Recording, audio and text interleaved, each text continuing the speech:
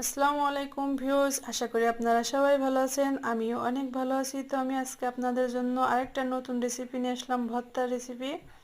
তো টমেটো দিয়ে একটা ভর্তা তৈরি করব, এটা আপনাদের অনেক ভালো লাগবে। তো প্রথমেই আমি 3টা টমেটো নিলাম, তারপরে গ্যাসে একটু পোড়াই নিলাম টমেটোটা। পোড়ানোর পরে ওর জামা কাপড় সব খুলতে হবে, টমেটোর জামা কাপড়গুলো খুলে নিলাম। নেওয়ার পরে ওকে এক সেট বানাই দিতে হবে, তারপরেই তো ফাইনাল রেসিপি হবে। তো তারপরে একে একে টমেটোগুলো কেটে নিচ্ছি সুন্দর মতো করে, 4 ফালি করে টমেটো আমি কেটে নিচ্ছি। এভাবে সুন্দর করে টমেটোগুলো কাটতে হবে।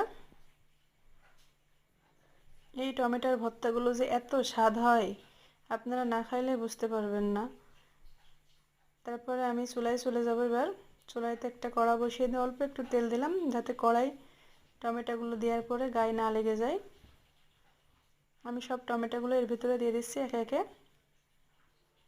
দেওয়ার পরে এটা অবরত্র নাড়তে হবে, সুন্দর করে নেড়ে নেড়ে নেড়ে ছেড়ে নেড়ে ছেড়ে টমেটোগুলো একদম ঘেটামেটা করে ফেলতে হবে। তারপরে আমি একটুখানি লবণ দেব, যাতে টমেটোগুলো একটু সিদ্ধ হয়ে যায়। টমেটোর এই ভর্তাটা এত স্বাদ, আপনারা না খাইলে বুঝতে পারবেন না। এর কোনো টক কিছুই লাগবে না।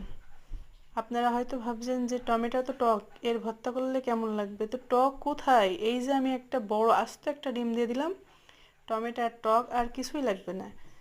এই টমেটো ডিম দিয়ে ভর্তা এত স্বাদ, আপনারা না খাইলে বুঝতে পারবেন না। একবার হলেও বাসায় ট্রাই করবেন।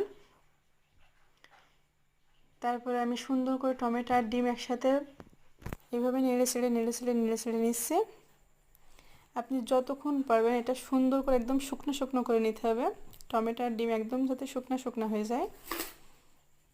এই ভর্তাটা এত সুন্দর হয়, আপনারা না খাইলে বুঝতে পারবেন। একবার হলেও বাসায় ট্রাই করে দেখবেন।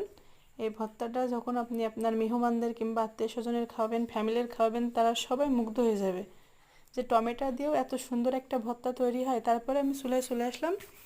একে একে কড়ার ভিতরে শুকনো ঝাল ভেজে নিচ্ছি, কিছু কয়েকটা রসুনের কোয়া ভেজে নিচ্ছি, তারপর পেঁয়াজ কুচু ভেজে নেব।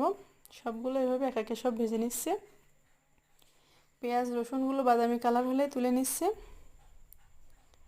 তারপরে ফাইনালি চলে আসবো সেই ভর্তার জায়গায়। এবার আমি একটু স্বাদ অনুযায়ী লবণ দিলাম, দিয়ে শুকনো ঝালটা সুন্দর করে একদম গুঁড়ো গুঁড়ো করে নিচ্ছি, যাতে শুকনো ঝালটা একটু মুসমুসে থাকবে, তাহলে গুঁড়ো করতে খুব সুবিধা হবে। তারপরে সেই রসুনগুলো আমি সব হাত দিয়ে এরকম চিপে চিপে নিচ্ছি।